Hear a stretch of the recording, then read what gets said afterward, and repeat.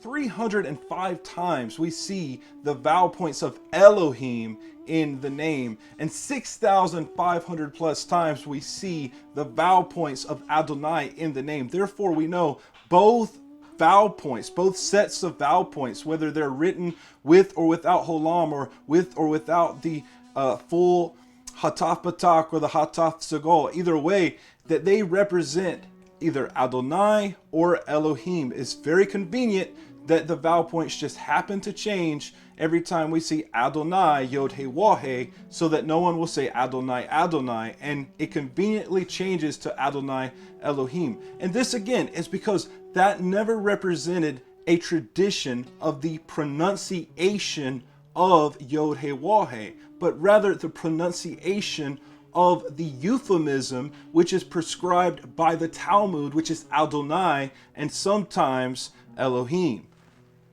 In Hebrew, the definite article He, the conjunctive Wah, and 4 additional letters act as prefixes. The 4 letters are Bet, which means in, Lamed, which means unto, Kaf, which means like or as, and Mem, which means from. These letters are called inseparable prefixes because they do not stand alone, but are always attached to the beginning of a word. For instance, Melech means a king, but Bemelech means in a king. Lamelech means to a king, and Kamelech means like a king. If an inseparable preposition is attached to a word whose first vowel is schwa, it will become a hirek. This is the case with the name Shemuel, for example. If it is written to Shemuel, it will read Li Shemuel instead of Le Shemuel. However, a special case is when the inseparable preposition attaches to a word whose first letter is yod with schwa. The yod loses its consonantal value and merges with the prefix. Therefore, the inseparable preposition is always pointed with a hirek in these cases. The example of the Hebrew word Jerusalem is perfect to demonstrate. Jerusalem, Yerushalayim, and Jerusalem, Yerushalayim, to Jerusalem, Lerushalayim, in Jerusalem, Berushalayim, as Jerusalem, Kerushalayim, and from Jerusalem, Merushalayim. Another special case is when the preposition is attached to a word whose first letter is a guttural and has a composite schwa, such as we see with the word Adonai. Therefore, we see the word Adonai and Adonai, Wadonai, as Adonai, Kadonai, to Adonai, Ladonai, in Adonai, Badonai, and from Adonai, Me'adonai. This form doesn't actually appear in the text, but Me'adonah does, and they have the same exact vowel, so it is a great example.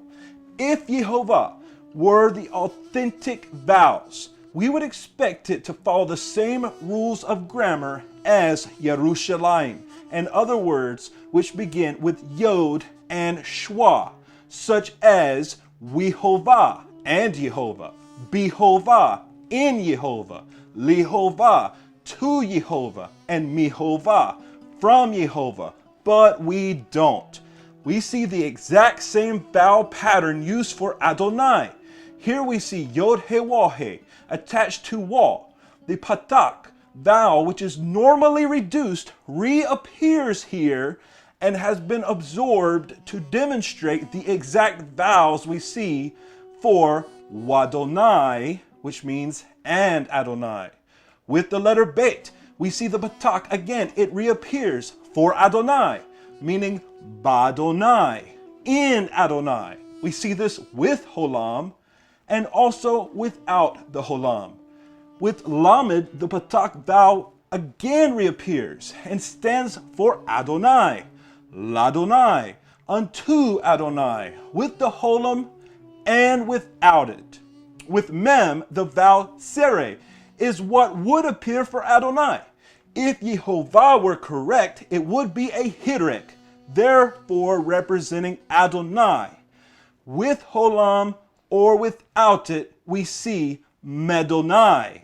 It is very clear, according to the information that has been provided, that there is no way that the Creator's name is Yehovah, and it has been demonstrated that those vowels are in fact the incorrect vowels of the Creator's name.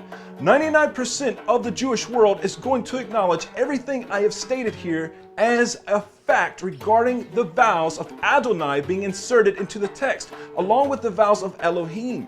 This is common knowledge. In fact, if one was to look at the official dictionary of the nation of Israel, the Eben Shoshan dictionary, you will see in the entry of Yehovah, you will see two spellings.